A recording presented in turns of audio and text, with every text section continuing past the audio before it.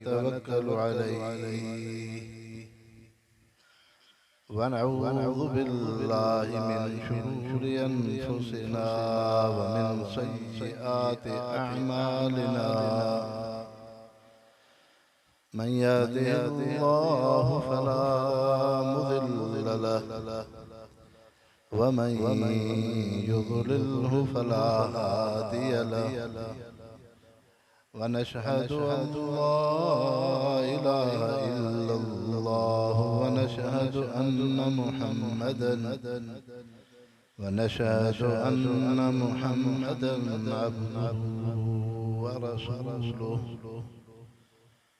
أما بعد فأعوذ بالله من الشيطان الرجيم بسم الله الرحمن الرحيم يا أيها الناس اعبدوا ربكم الذي خلقكم والذين من قبلكم لعلكم تتقون الذي جعل لكم الأرض فراشا والسماء بناء وأنزل من السماء ماء فأخرج به من الثمرات رزقا لكم فلا تجعلوا لله أندادا وأنتم تعلمون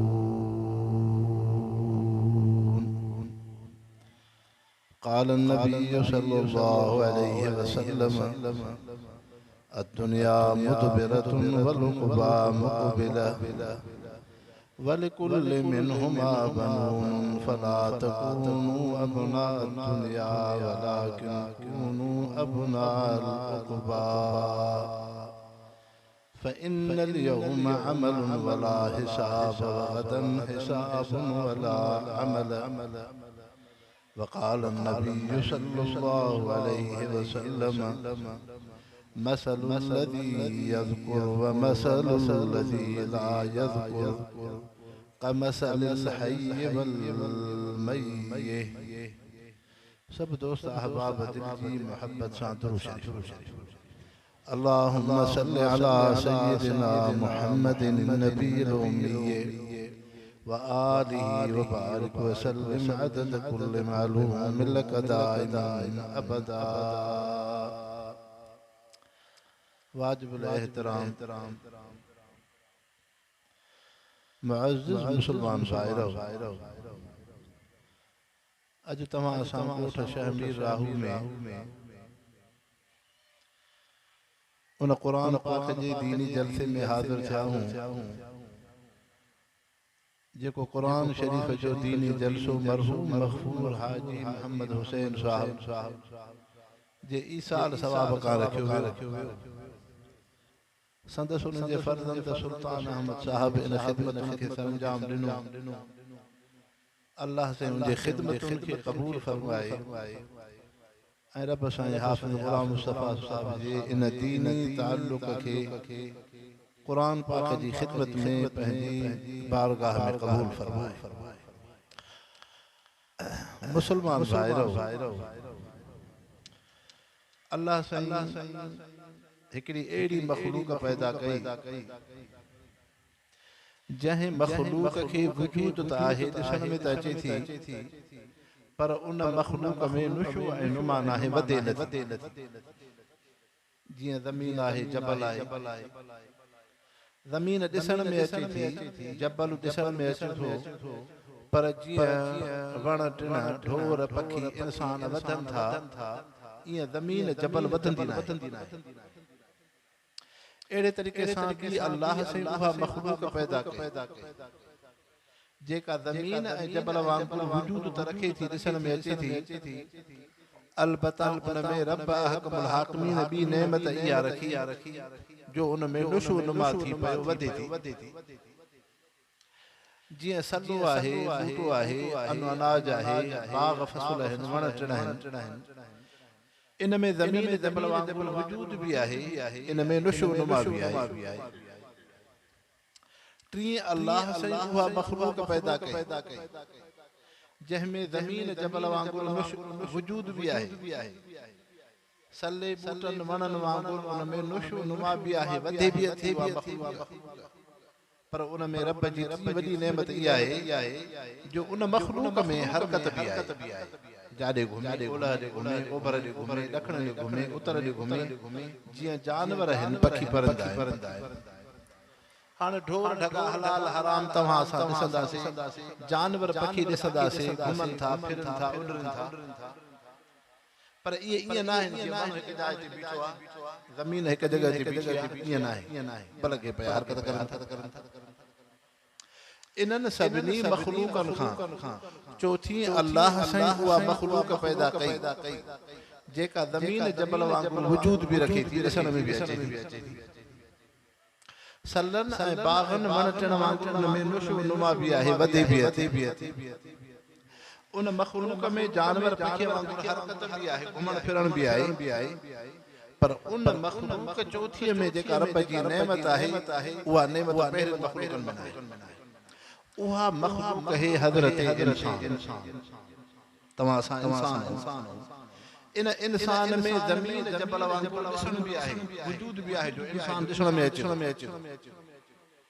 इन इंसान में सलन बूटन बाग़नि वांगुरु नुशो नुमा भी आहे जो वधे भी अथो, कॾहिं नंढड़ो आहे, कॾहिं जवानीअ ते, कॾहिं बूढ़ो थो इंसान। इन इंसान में जानवरनि पखियुनि वांगुरु हरकत चुरपुर भी आहे, घुमे फिरे भी अथो। तव्हां असां काथों जा कीअं अची महज शरीफ़ में वेठा आहियूं,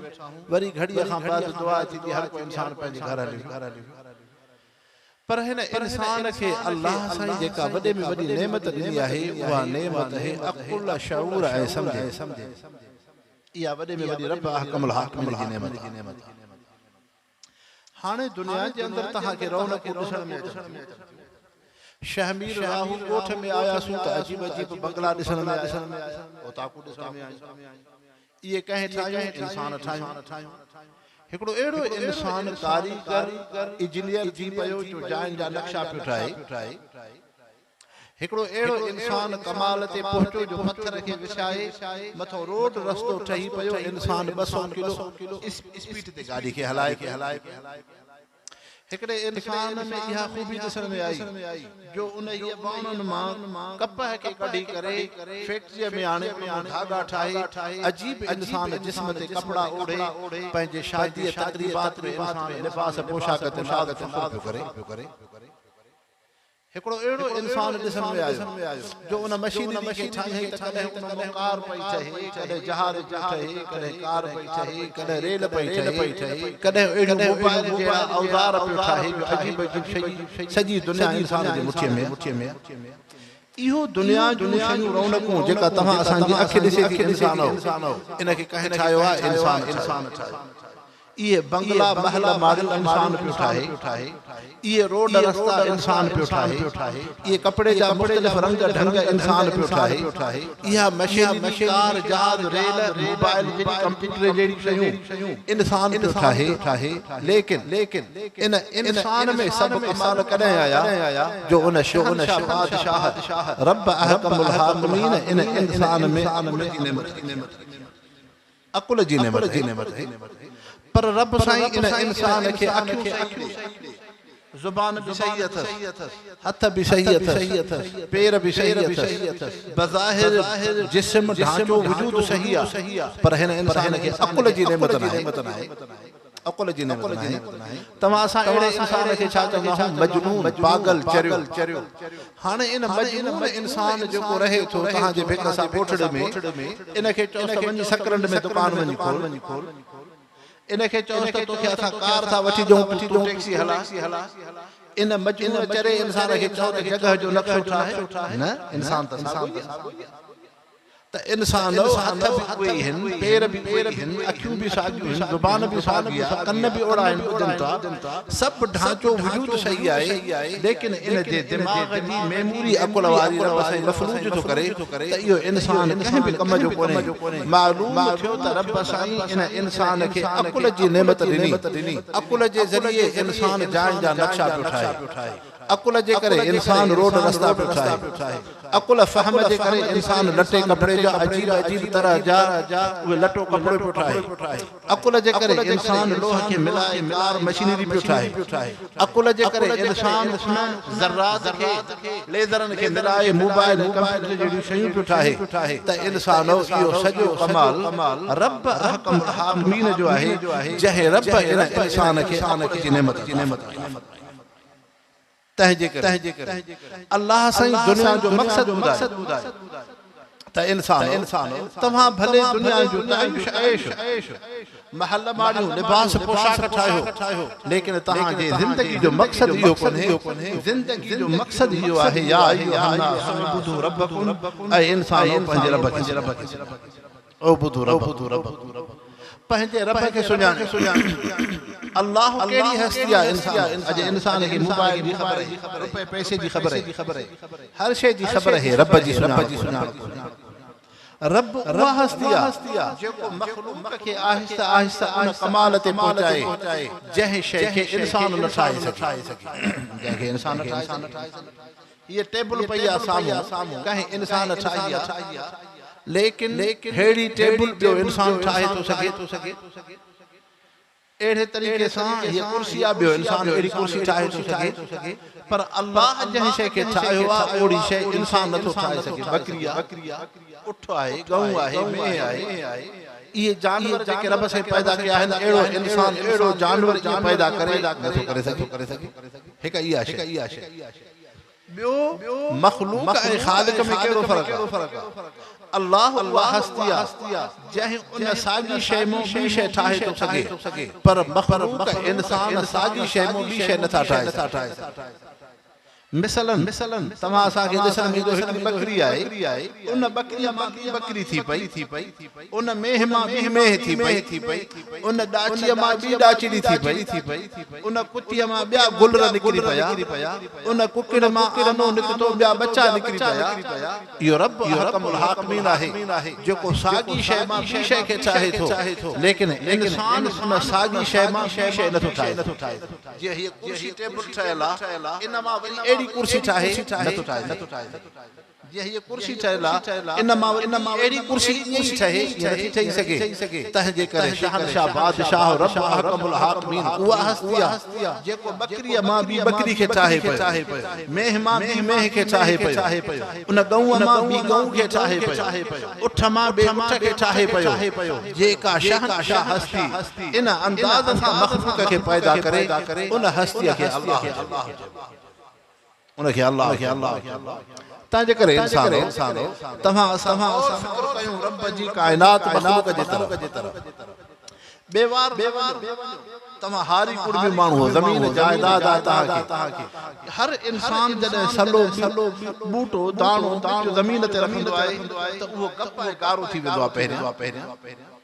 तमा भले जेको भी दाणो रखो था फुटिया जो दाणो कणक जो दाणो जेका भी शय इंसान जमीन ते रखे तो पहिरियां गप गारो थी उन मां पो रब साईं पंहिंजे कुदरत सां उनखे वजूद थो ॾे हाने जडे खारक जी गुठली आ इहा इंसान जमीन ते रखे तो इन मां इन किस्मन जो एकड़ो घाटो पानी बियो छिद्रो पानी तो थे घाटो पानी मां खजिए जो वण ठहंदो आ छिद्रो पानी उन जे चपली जे चोटिए ते हुंदो आ अल्लाह साईं पंहिंजे कुदरत सां उन छिद्रे पानी के फेरींदो आ छिद्रे मां घाटो थियो घाटो घाटे सां मिलंदो छिद्रो सां वरी उन छिद्रे मां वरी उन घाटे मां घाटो निकतो घाटो घाटे सां मिलंदो छिद्रो सां इया अल्लाह साईं 7 दफ़ा उन पानी के फेरे तो घाटे पानी के उहा गुठली चइबो आ छिद्रे पानी के डंगो खारक शुहारो उनके इया शे चइबो आ हाणे इंसानो तव्हां असां नज़र कयो अंदर अंदर जी जेका ॾोको आहे इहो मिठो थो थिए डंग मिठो थो थिए खारिक मिठी थी थिए इन में मिठाण काॾों आयो अल्लाह साईं उन पुछड़ीअ में हिकिड़ो सनड़ो वाटर वांगुरु आहे खखोड़ीअ जे अंदर वाटर हूंदो आहे उन वाटर में नंढड़ो धागो पियो आहे इहो धागो शहनशाह बादशाह रब अहकम हाकिमीन ईअं नाहे रखियो बल्कि उन खखोड़ीअ मां धागे जे ज़रिए मिठाण निकिरंदो आहे जेको अल्लाह से मिठाण उन ॾोके में डंग में खारक में भरी उन धागे जे ज़रिए जे तव्हां हेठ बोर था कयो बोर जे ज़रिए उहो हेठां जर जी शइ मथे निकिरी आई उहो तव्हां जे सती फ्लैट ते चौथी मंज़िल ते हाणे उहा टैंकी जेका आहे भरिजी वई ईअं इंसान अल्लाह साईं इहो नंढो धागो रखियो आहे खखोड़ीअ जे अंदरि उन वाटर वाहीअ में हाणे उन हीअ धागे जे ज़रिए उन मां मिठाण थो निकिरे जंहिं मिठाण सां अल्लाह से ॾोके ऐं डंग खे भरे थो पर खखोड़ी सख़्तु हूंदी आहे ॾोको मिठो हूंदो आहे ॾोके जो मिठाण पंहिंजी जाइ ते हुजे खखोड़ीअ जी सख़्तु पंहिंजी जाइ ते हुजे अल्लाह से सनड़ो कपिड़ो रखियो आहे तव्हां जॾहिं ॾोके खे खोलींदो खारक खे खोलींदो अंदरां हिकिड़ो सनड़ो बारीक कपिड़ो हूंदो आहे खखोड़ीअ ऐं ॾोके जे दरमियान में इहो कपिड़ो ईअं बेकार कोन्हे इहो कपिड़ो सनड़ो पर्दो रब अहकमुल हाकिमीन इन जे करे रखियो आहे ताकि ॾोके जे अंदरि मिठाण बाक़ी हुजे खखोड़ीअ जे अंदरि सख़्तु ऐं उहा पंहिंजी शौखी बाक़ी हुजे जेका हस्ती इन अंदाज़ सां मखलूक खे चाहे उन हस्तीअ खे रब तंहिंजे करे अल्लाह से फरमायो या अय्युहन नास उबुदू रब्बकुम ऐं इंसानो ज़िंदगी जो मक़सद इहो आहे पंहिंजे रब खे सुञाणो अल्लाह से हर मखलूक खे क़ुव्वत मुदाफ़ात ॾिनी आहे हर मखलूक मेहिया सिंह जेको वेझो ईंदो टकर हण पखी हिन उन्हनि खे अल्लाह साईं कंहिंखे जेको आहे नह ॾिना चुंब ॾिनी उहो उन सां पंहिंजो दिफ़ाउ कंदो आहे तव्हां असां इंसान पेरनि सां हथ सां लठ हणंदो धक हणंदो हथ सां दिफ़ाउ कंदासीं लेकिन समुंड में हिकिड़ो जानवर आहे जंहिं जानवर मां मोती ठहंदो आहे इन जानवर खे न पेर आहिनि न इन खे चुंब आहे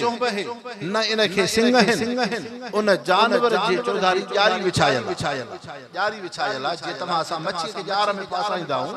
ईअं ॼार आहे उन जानवर जे चौधारी उहे टुंग ईअं सोराख़ अल्लाह से उन जानवर के अजीब अंदाज सां बचायो आहे तंहिंजे करे समुंड जे अंदरि जेका बि मख़लूक उन खे नुक़सान ॾींदी पंहिंजे ॼारीअ सां उन जो बचाव कंदो हाणे इहो जानवर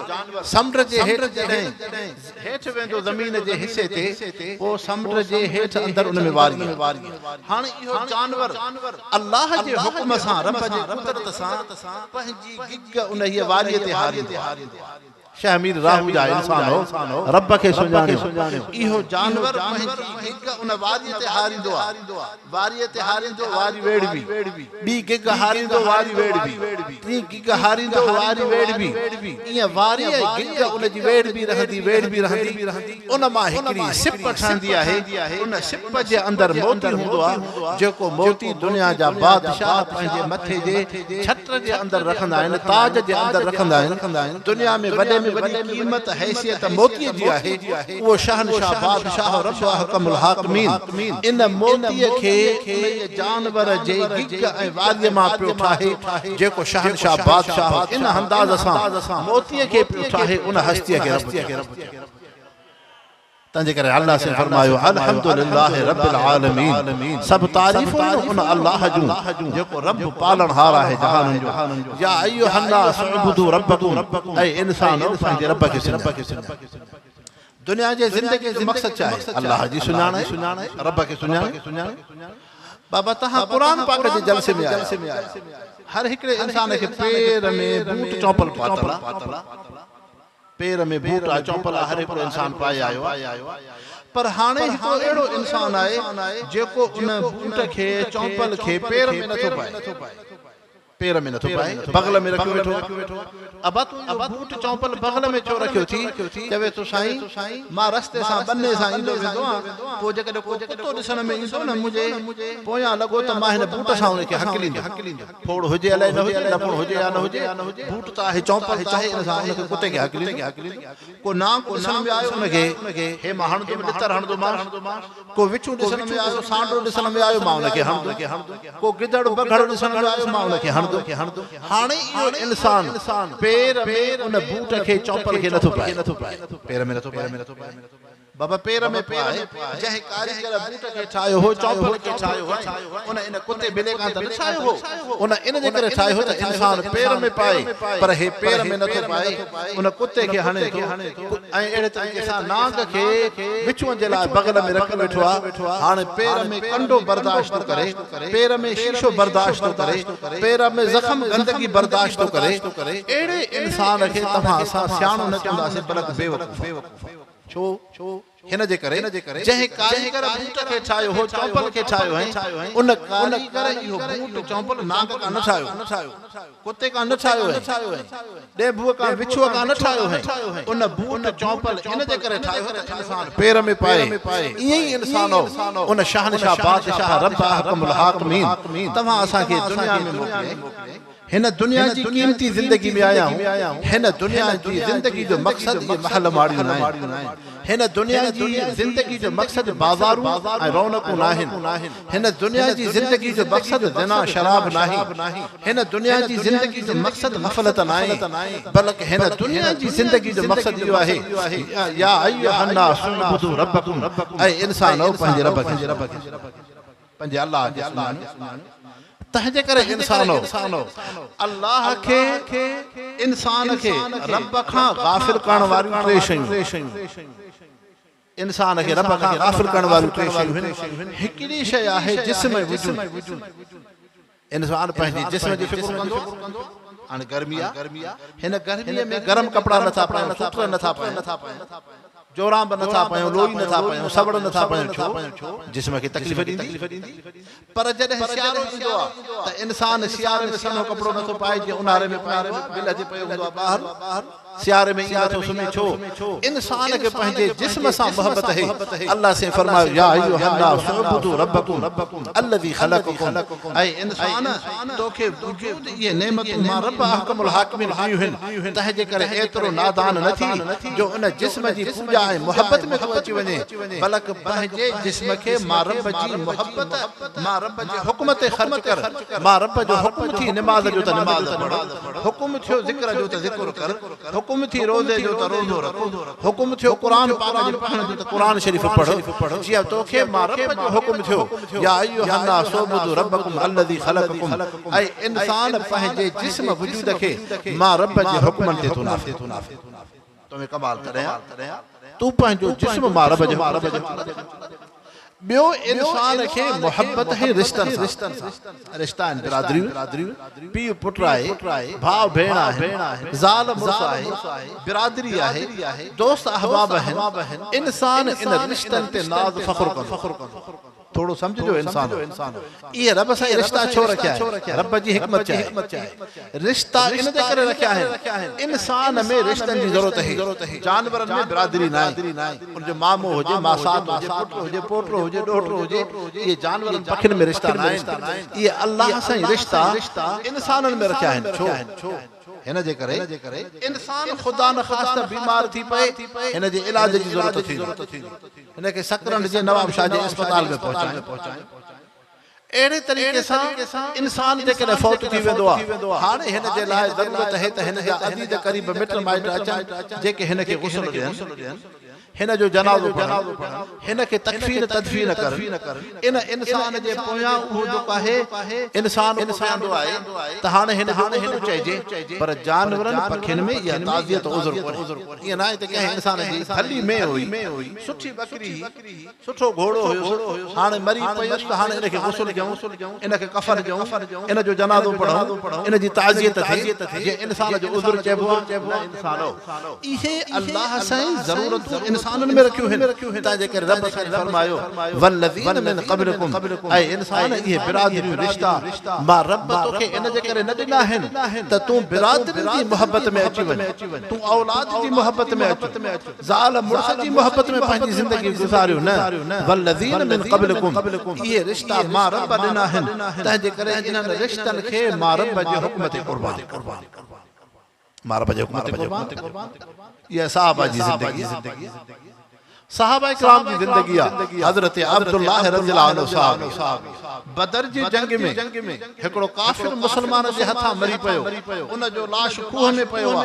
उन जो पुत्र उन काफिर जो पुत्र सहाबिया हजरत अब्दुल्लाह रज़ियल्लाहु अन्हु पंहिंजे जे लाश ते बीही अखिन मां लुढ़क थो हारे महबूब मुस्तफा आया सहाबा इकराम के फरमायो इन हिय मुसलमान सहाबिया खां पुछो था तू पीउ जे लाश ते छो पे दुख करे छाजो तो दुख ऐं सदमो आहे हुजूर पाक सल्लल्लाहु अलैहि वसल्लम आया फरमायो तोखे इन शइ जो सदमो तो थे मुंहिंजो अबो हुयो त काफिर हुयो त गैर मुस्लिम पर मुसलमाननि उनखे छो क़त्ल कयो आहे तू इन दुख में थो रोई समझो शामिर राह जा इंसान हो सहाबा जो ईमान चाहे उन सहाबी हजरत अब्दुल्लाह रज़ियल्लाहु अन्हु महबूब मुस्तफा जी खिदमत में अर्ज कयो साईं अल्लाह जा रसूल माखे इन शइ जो दुख सदमो कोन्हे त हिन खे मुसलमाननि छो क़त्ल कयो आहे दुख इन शइ जो आहे जेको अबो जंहिंमें ईमान ऐं कलमो न हो मुहम्मद मुस्तफा जे साम्हूं छो आयो अबू जहल सां गॾिजी छो आयो हाणे कंहिं मुसलमान जी तलवार हिन खे लॻी काश के मां पंहिंजे पीउ काफ़िर खे पाण क़त्ल कया हा सुभाणे रब क़यामत जे ॾींहुं मूंखां पुछे हा अब्दुल्लाह कहिड़ी नेकी खणी आयो आहे रब खे अर्ज़ कयां ऐं रब बराबर पीउ जी नेमत हुई पर जेको अबू दीन ऐं इस्लाम मुहम्मद मुस्तफा जे मुक़ाबिले में आयो उन अबे खे क़त्ल करे तो रब ऐं रसूल खे राज़ी तंहिंजे करे इंसानो ईमान इहो आहे वल्लज़ीन अल्लाह से रिश्ता इन जे करे रखिया तंहिंजे करे इंसानो ईअं न आहे औलाद जी मोहब्बत में नमाज़ हली औलाद की मोहब्बत में कुरान शरीफ का इंसान हले औलाद की मोहब्बत में अल्लाह के जिक्र का हले वने औलाद की मोहब्बत में बिरादरी की दोस्त की मोहब्बत में इंसान रब का गाफिल थे न तंहिंजे करे महबूब मुस्तफा फरमायो इन्नमा खुलिकत दुनिया लकुम व इन्नमा खुलिकतु लिल आखिरह अल्लाह से दुनिया के अव्हां जे लाइ पैदा कयो आ अव्हां इंसानन के रब पंहिंजी इबादत बंदगी टी इंसान के शय जेके अल्लाह का गाफिल कर दिया आखिरत का उहा है दुनिया ऐं पैसा दुनिया ते नजर जे इंसान के धंधो आ दुकान जे करे नमाज जी अहमियत कोन्हे दुकान जे करे कुरान पाक जे दौर हिन जी तौफीक नथी थी दुकान जे करे अल्लाह जो जिक्र हिन खे नसीब थी दुकान जे करे महबूब मुस्तफा जी सुन्नत सीरत हिन खे दुखी थी लगे पंहिंजे धंधे के ॾिसी कारोबार के ॾिसी दुनिया जे मसरूफियत के ॾिसी रुपयो पैसो ॾिसी दुनिया जो ॾिसी हे इंसान अल्लाह का तो गाफिल थे न इंसान अल्लाह से फरमायो न अल्लज़ी जअल लकुमुल अर्द والسماء بناء وانزل من السماء ماء فاخرج به من الثمرات رزقا لكم الله سے انسان کے نعمتوں تو یاد دے رہا انسان ما رب جی نعمت یاد کر الذي جعل لكم الارض فراشا یہ زمین ما تو کے بستر کر دنیا کی زمین تے رہے کی زمین تے گھومے تو کی زمین تے گھر اٹھاयो थी की زمین تے سیر سیاحت करे तो यह नेमत ما रब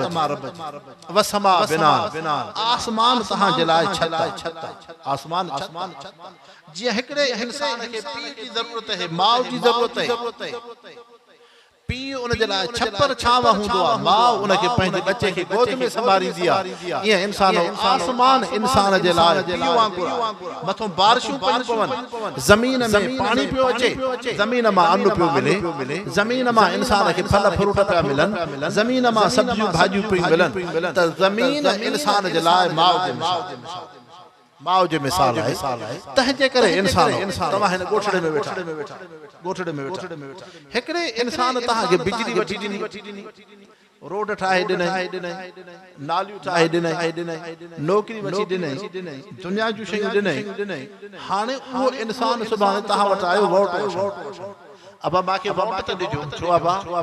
सही मां तव्हांखे ॾिनी हुअमि मां तव्हांखे रोड रस्ता ॾिना मां तव्हांखे नालियूं ॾिनियूं मां तव्हांखे अस्पताल ॾिनी मां तव्हांखे स्कूल ॾिनो मुंहिंजो एहसान अथव हाणे थोरो सम्झो तव्हां असां इंसान दुनिया जा छा कंदा इंसान चवंदो आहे त साईं तुंहिंजो एहसान असांखे बिजली तूं ॾिनी असांखे तूं ॾिनो हो असांखे अस्पताल तूं ॾिनी असांखे रोड रस्तो तूं ॾिनो हो हे बाज़ार असांखे तूं ॾिनी त इंसान पोइ इहो इंसान उन बिजलीअ सां मोहबत नथो रखे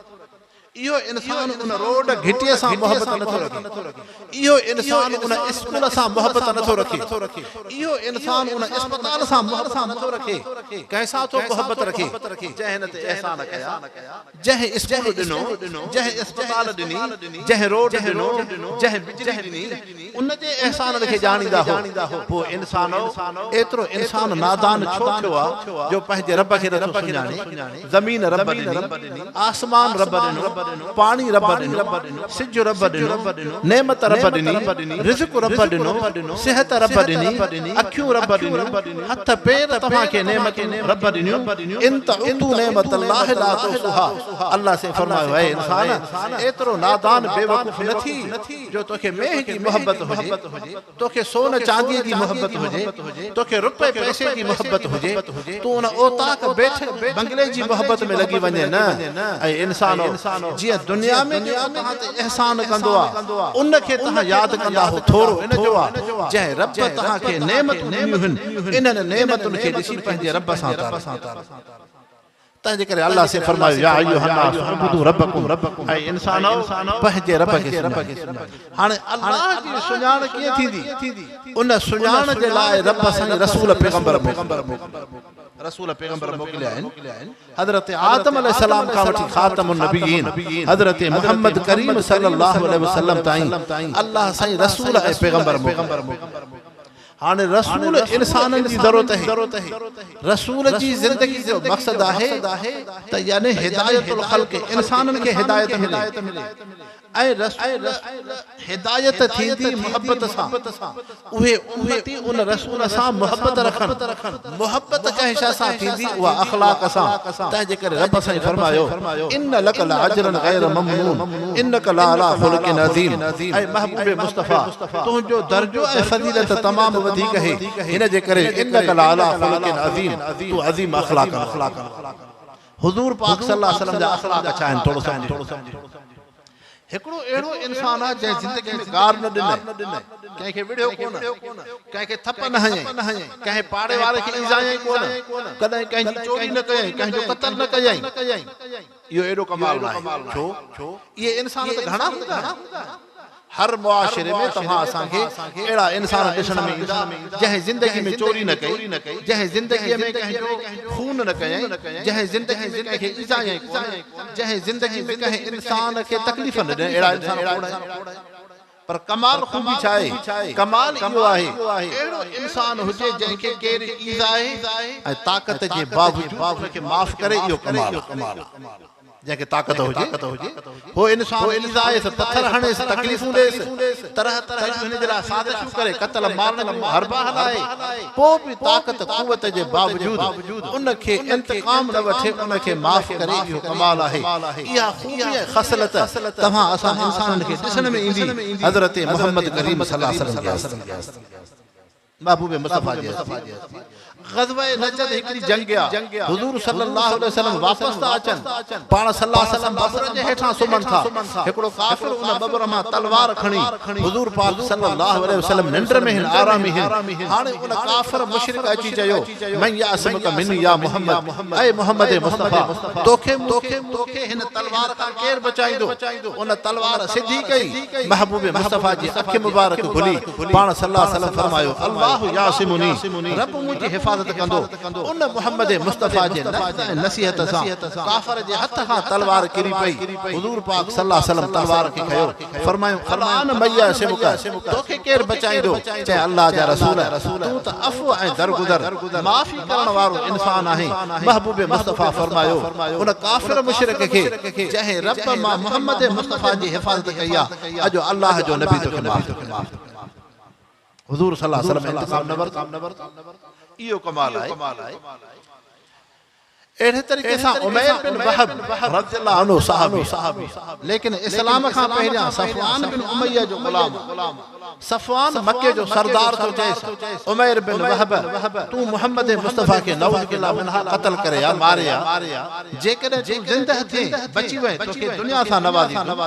پر جے کرے تو مری پہ تجھے زندگی جو خرچو بچن جو مجھے متائے وہ عمیر بن وہب انا مسلمان نہیں تلوار ظاہر میں گوڑے محمد مصطفیٰ جے قتل جے ارادے سے آچے تھو صحابین ہونے کے قید کرے حضور صلی اللہ علیہ وسلم دی خدمت میں آندو پاڑ صلی اللہ علیہ وسلم فرمائے عمیر اجو اللہ جو نبی تو کے معاف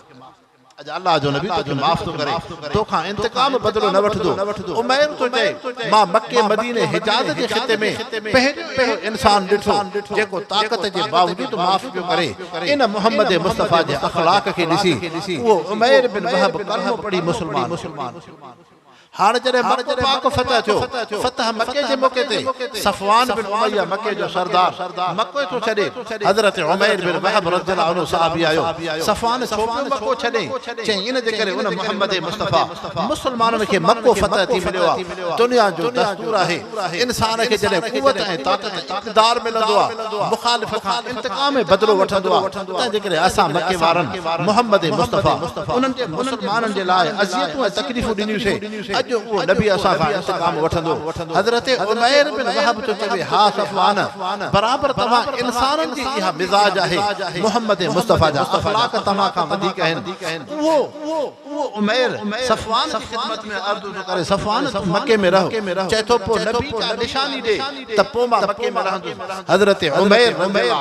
محبوب مصطفیٰ جی خدمت میں آیا سائیں صفوان تمہا جے مکے جی فتح دسی کرے مکو تو چھڑے حضور پاک صلی اللہ علیہ وسلم جن پہنجی پنکہ دستار مبارک حضرت عمیر بن وہب رضی اللہ عنہ صحابی کے دنی وہ صحابی محمد مصطفیٰ جی دستار مبارک کھڑی تو اچے جنہیں صفوان بن امیہ مکہ جے سردار وٹ دستار پہتی وہ سردار سینے تے رکھی محمد مصطفیٰ جی خدمت میں آیو سائیں برابر تہاں جی نشانی دسی مکھے یقین تھیو تمہاں امر دیدو لیکن مکھے ایمان کلمے تے مجبور نہ کجو محبوب مصطفیٰ فرمایو لا اکراہ فی الدین دین میں جبر ہے ڈاڈ انہیں کچھ دہاڑن کھا پو وہ صفوان حضور صلی اللہ علیہ وسلم کی خدمت میں آیو سائیں ہتھڑو بدھایو تمام مسلمان تھا کلمہ پڑھیا محبوب مصطفیٰ فرمایو صفوان چھوپیو کلمہ پڑھی تو کہ کہیں مجبور کہو کیسے کہیں تلوار جبر ڈاڈ مجبور نہ کہو محمد مصطفیٰ جے اخلاق کے دسی اجما کلمہ پڑھی مسلمان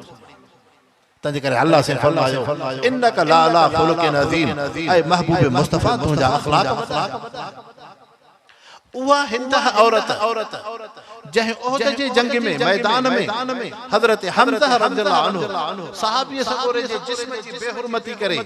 چپا اے نک کھے کنن کے وڈھی کرے اچیے میں ہار تھی پائے وہ ہندہ کافر عورت لیکن ہوتے ناچ تھی کرے وہ مکہ جو عورتوں انتے ناچ دانس کرن تھیوں خوشوں تھی کرن ٹرپا ٹھینگ تھیوں دین تاکہ اللہ جے نبی کے امزا پہنچے جنہیں مکہ پاک فتح تھو مکہ پاک فتح تھو حضور پاک صلی اللہ علیہ وسلم مکہ وارن کے فرمائے لا تسریب علیکم اليوم انتم الطلقاء کائی تہاں تے میار بنے اجا اللہ جو نبی تہاں کے معاف کیوں کرے ہانے فرمائے من دخل دار ابی سفیان آمنہ جو کو ابو سفیان جے گھر میں ایندو اجا اللہ جو نبی انہیں کے امر کیندو ہانے وہ ہندہ عورت محمد مصطفیٰ جی خدمت میں آئی سائیں اللہ جا رسول پہنیاں سبرن انسان کھا ودیکا ہندہ جی دل میں نفرت محمد مصطفیٰ کا ہوئی تو انہیں بت پرستی جے رسومات کا منع کیوں کرے تہجے کرے تو کا نفرت ہوئی پر اے اللہ جا نبی اج تو جے اخلاق مکہ وارن کے تو معافی درگزر جی جے کا تو غصہ تکئی اج تو جے اخلاق کے دسی کرے اج ہندہ جی دل میں محبت سمورن خان ودیک محمد مصطفیٰ صاحب نبی جے اخلاق کے دسی وہ ہندہ عورت کلمہ پڑھی اللہ سے فرمائے انکا لا علا خلق عظیم اے محبوب مصطفیٰ تو عظیم اخلاق کروا تاجے کرے انسان ہو اخلاق وڈے میں وڈی نعمت اخلاق وڈے میں وڈی نعمت انہیں جے کرے انسان ہو حضور پاک صلی اللہ علیہ وسلم مبارک زندگی نبی پاک صلی اللہ علیہ وسلم اللہ جا رسول اللہ سے رسول میں خصوصیت رکھدوا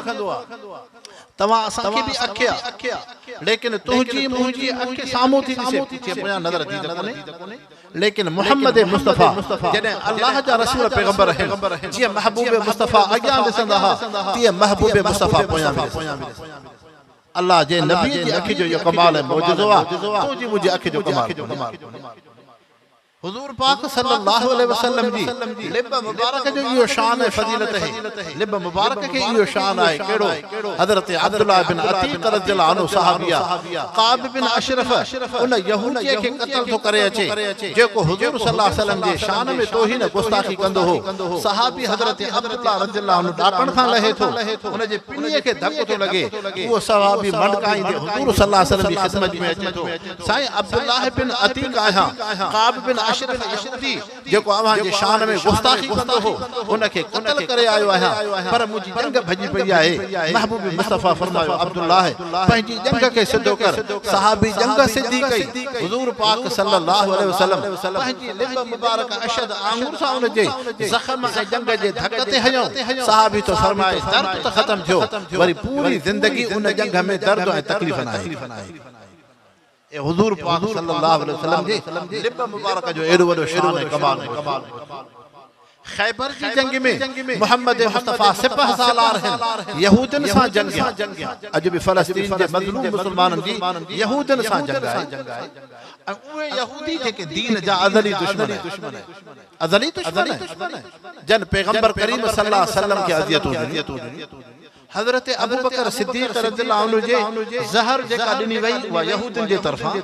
हुजूर पाक सल्लल्लाहु अलैहि वसल्लम के खाधे में ज़हर ॾिनी वई यहूदन जे तरफ़ां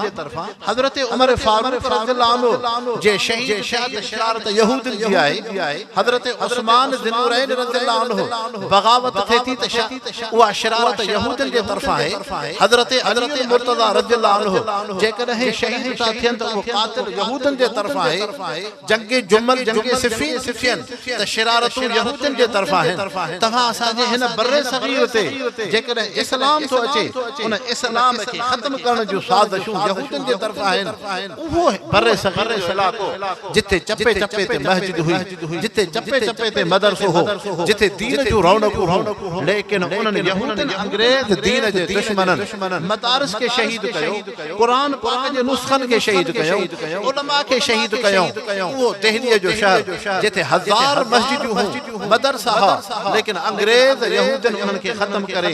ऐं उन ही मिसमार कयो हाणे अंग्रेज खुश थियो असां दीन खे ख़त्म कयो आहे उन वक्त में मुसलमानो शहमीर राहुजा रहवासियो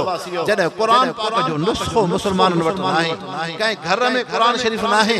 मुसलमान क़ुरान पाक नथो पढ़ी सघे क़ुरान शरीफ़ जो दीदार नथो करे सघे उन वक्त में मौलवी मोहम्मद बाक़िर आलिम दीन आहे हिकड़े अंग्रेज जे साम्हूं टे मासूम ॿारड़ा वठी आयो जंहिं अखियुनि सां क़ुरान शरीफ़ न ॾिठो पर क़ुरान जा हाफ़िज़ आहिनि 4 सालनि जो ॿारड़ो क़ुरान जो हाफ़िज़ 6 सालनि जो ॿारड़ो क़ुरान जो हाफ़िज़ 8 सालनि जो ॿारड़ो क़ुरान जो हाफ़िज़ उन अंग्रेज खे उहो आलिम दीन चवण लॻो तूं क़ुरान पाक खे ख़त्म कयो तूं मदारिस खे शहीद कयो तूं उलमा खे शहीद कयो इन इरादे सां त मां दीन खे ख़त्म कयो चए तूं पंहिंजे तहरीक में कामयाब चए जी बराबर चाहे मासूम टे मासूम ॿार आहिनि सग़ीर आहिनि जन अखियुनि सां क़ुरान शरीफ़ न ॾिठो आहे पर मां उन्हनि खे यादि क़ुरान पाक पढ़ायो सीना बसीना क़ुरान शरीफ़ पढ़ायो आहे अंग्रेज इम्तिहान थो वठे 4 सालनि जो ॿारड़ो क़ुरान सही थो पढ़े 6 सालनि जो ॿारड़ो क़ुरान सही थो पढ़े 8 सालनि जो ॿारड़ो क़ुरान सही थो पढ़े उन वक्त में अंग्रेज उन आलिम दीन जे साम्हूं एतराफ़ इक़रार थो करे त मौलवी मोहम्मद बाक़िर मुंहिंजे साम्हूं 3 मासूम ॿारड़ा आंदा जन अखियुनि सां त क़ुरान शरीफ़ न ॾिठो पर सीननि में क़ुरान पाक उन्हनि में महफूज़ आहे अॼु अंग्रेज इक़रार थो करे त हिन क़ुरान पाक सां दुनिया जी का बि क़ुवत ऐं ताक़त मुक़ाबिलो नथी करे सघे क़यामत ताईं दुनिया में क़ुरान शरीफ़ हमेशह आबाद ऐं मौजूद तंहिंजे करे मुसलमानो भले यहूदी फ़लस्तीन ते ज़ुल्म कर लेकिन अल्लाह साईं तव्हां असांजे ईमान खे ॾिसे त जेके 57 इस्लामी मुल्क आहिनि उन्हनि हुक्मराननि में ईमानी केतिरी गैरत आहे जेके रूए ज़मीन ते क़लमे गो इंसान आहिनि अरब मुसलमाननि जी आबादी आहे उन्हनि में ईमानी गैरत केतिरी आहे लेकिन अॼु तव्हां असां मुसलमान बेहिस थी दुनिया जी हिर्स दुनिया जी मोहब्बत उन तफ़ा असां खां जिहाद जो जज़्बो ख़त्म कयो उम्मत मुस्लिम जी हमियत गैरत ख़त्म कई लेकिन कॾहिं उहो दौर आहे हज़रत अबू उबैदा बिन जर्राह रज़ियल्लाहु अन्हु जॾहिं फ़लस्तीन खे फतह बैतुल मुक़द्दस के आज़ाद था करन हज़रत उमर रज़ियल्लाहु अन्हु खलीफतुल मुस्लिमीन जॾहिं शाम जे खिते ते हज़रत अबू उबैदा जन अचन था हज़रत साद बिन अबी वक़ास रफ़ाक़त में उन वक़्त में हेॾा हज़रत अबू उबैदा जो लश्कर 30,000 मुसलमान आहिनि ऐं होॾा काफ़िर रूमी 30 लख हेॾा 30,000 होॾा 30 लख हज़रत अबू उबैदा जन साईं खलीफतुल मुस्लिमीन तव्हां हेॾो मुसलमान घणा मोकिलियो होॾा 30 लख उम्मी आहिनि हज़रत उमर रज़ियल्लाहु अन्हु क़ुरान पाक जी आयत लिखी मोकिली कम मिन फ़िअतिन ग़लीलतिन ग़लबत फ़िअतिन कसीरह बिइज़्निल्लाह ऐं अबू उबैदा थोरी जमात घणीअ ते ग़ालिब थींदी आहे अल्लाह जे हुक्म सां रब जे इजाज़त सां हज़रत उमर रज़ियल्लाहु अन्हु फरमायो ऐं अबू उबैदा मां उमर खे यकीन आहे 1,000 मुसलमान साहब हुजन होड़ा 1 लख रूमी फौज हुजे अल्लाह से 1,000 मुसलमानन के 1 लख फौज ते फतह कामयाबी दुनिया लेकिन हज़रत उमर रज़ियल्लाहु अन्हु जॾहिं फ़लस्तीन जी सरज़मीन ते पैर उठा रखण अचन था हज़रत अबू उबैदा जन अर्ज़ कयो साईं खलीफतुल मुस्लिमीन तहां जे लिबास खे ॾिसी तहां जे कपड़न खे ॾिसी असां खे ॾुखो सदमो थो थिए एड़ो सादो लिबास एड़ा सादा कपड़ा तहां यहूदी जे सरदारन वटि ईंदो तहां जे कपड़े पोशाक खे ॾिसी यहूदी टोक टठोल कंदा साईं अॼु को सुठो कपड़ो पाए अचो हा हज़रत उमर रज़ियल्लाहु अन्हु अजीब लफ़्ज़ फरमाया राहू बिरादरी जा इंसानो मुसलमानो अज तव्हां असां कुरान पाक जे जलसे में आयल हो हज़रत उमर साईं छा लफ़्ज़ फरमाया या अबा उबैदा इन्ना कुन्ना अज़ल कौमिन अअज़्ज़ना अल्लाहु बिल इस्लाम महमा नतलुबुल इज़्ज़त बगैर अल इस्लाम अज़्ज़लना अल्लाह अबू उबैदा इज्जत दुनिया जे लिबास ऐं पोशाक में नथी इज्जत मोहम्मद मुस्तफा जी सुन्नत इज्जत मोहम्मद मुस्तफा जी सुन्नत वो ही उमर आहे जॾहिं बुतन ॾाढो झुकंदासीं लेकिन अॼु अल्लाह से ईमान जी दौलत ॾिनी मोहम्मद मुस्तफा जी सोहबत में आयासीं नमाज कुरान ज़िक्र जी दौलत मिली नबी जी सुन्नत आहे अॼु कुफ्र उमर खां अॼु तव्हां असां ब अरब मुसलमाननि जी आबादी 57 मुसलमाननि मुल्कनि जा हुक्मरान ऐं उनजा अॻवान पेशवा आहे को मुसलमान हुक्मरान उन खे इहा गैरत नथी अचे जो यहूदन ऐं इसराइल अमेरिका खे जवाब लेकिन वो मोदी हिंदू वाणे जी चाहे जेके गऊ जो मुट पियन जेके गऊ जो मुट पियन गऊ जे मुट पियण वारे खे गैरत अचे थी जेको खुले आम तो चवे त मां इसराइल सां गॾा लेकिन कलमे गो ऐं कलमे पढ़ंदड़ इस्लाम जी दावा कंदड़ इंसानन खे अॼु एतिरी गैरत नथी अचे जो इसराइल ऐं अमेरिका खे जवाब सिर्फ वो चाहे इसराइल जो खितो आहे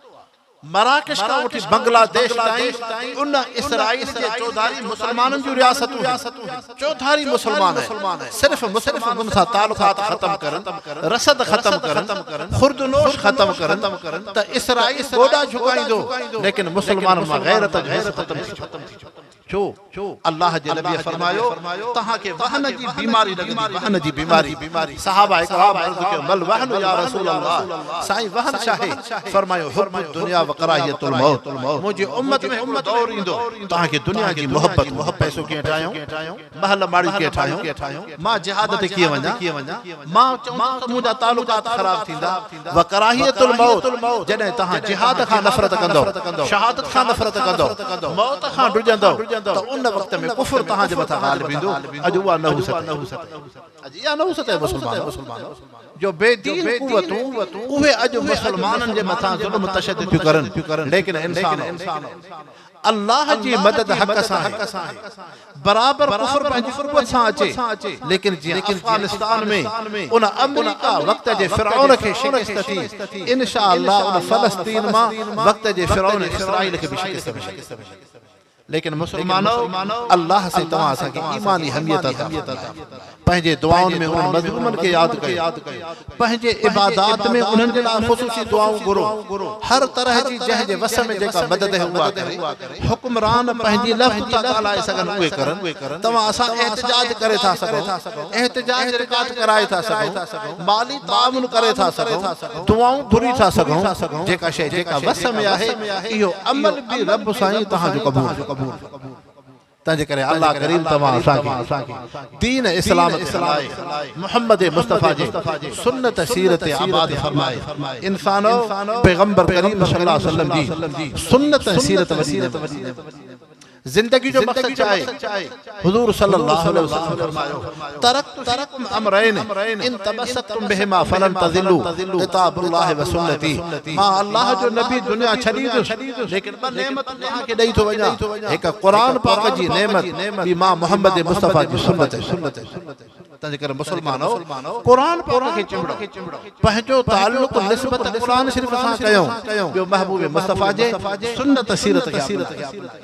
पैगंबर करीम सल्लल्लाहु अलैहि वसल्लम सुन्नत वरी नेमत हजरत हुज़ैफा रज़ियल्लाहु अन्हु सहाबी नजाश जे बादशाह ईसाई जा मेहमान थे लेकिन सहाबी के उन्ने लगला चांदी जो थाव में पानी पेश कयो वयो हजरत हुज़ैफा सहाबी तो जे खबरदार इन चांदी जे प्याले में पानी नथो पी त उन बादशाह चयो हुज़ैफा मां वट भी ठिकर जा थाव तो कोन मां भी बादशाह आया त सहाबी रसूल हजरत हुज़ैफा समझो त हिन वट सुन्नत जी अहमियत नाही चांदी जो प्यालो वठी हेठ फर्श ते हयई प्यालो दरा दरा थी पयो हजरत हुज़ैफा फरमायो नजाश जा बादशाह तोखे दुख थियो या न चे बराबर दुख थियो चे छा जो दुखा चे चांदी जो कीमती प्यालो हुयो हजरत हुज़ैफा सहाबी फरमायो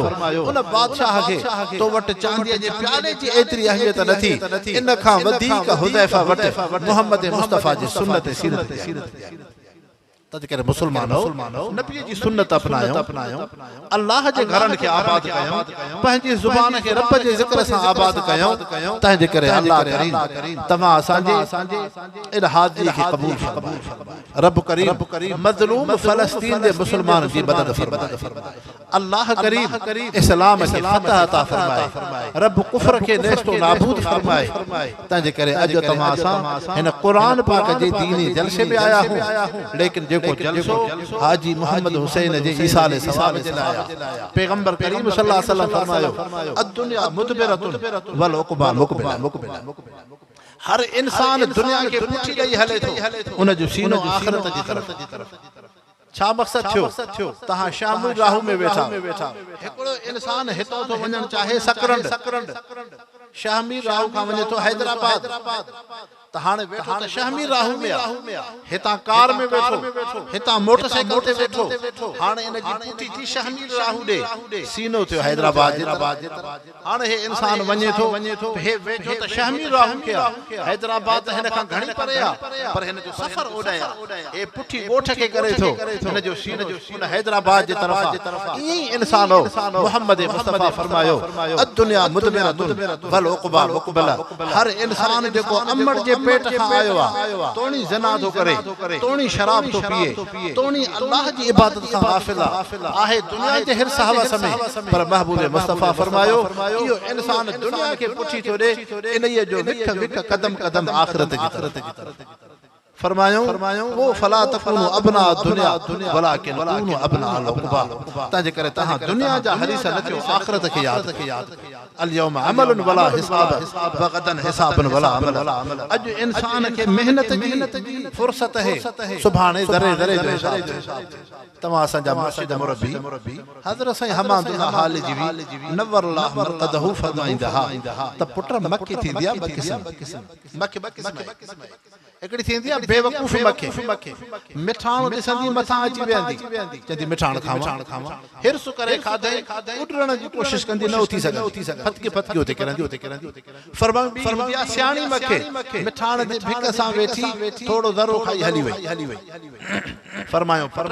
इंसान दुनिया में बेवकूफ मख वांगुर न हुजे जो सुबह जो उथियो त दुनिया त शुरू हुजे जमीन जो छा थियो माल जो छा थियो धंधे जो छा थियो ओताक जो छा थियो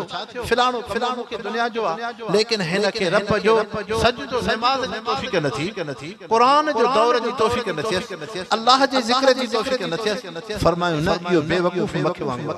फरमायो न सियाणी मखे वांगुर थियो भले तहां शादी भी कयो घरड़ा भी ठाहियो बिरादरी भी आहे दुनिया जा कमकार भी आहिनि पर पंहिंजे अल्लाह के भी याद रब जो सजदो भी कयो कुरान भी पढ़ो अल्लाह जो जिक्र भी कयो मोहम्मद मुस्तफा जी सुन्नत ऐं सीरत के तद करे इंसानो अल्लाह साईं तव्हां असां के सियाणी मखे वांगुर बनाए सियाणी मखे वांगुर जो इंसान में निमाज़ हुजे ऐं अल्लाह जी के याद कयो रब जो जिक्र हुजे ऐं इंसान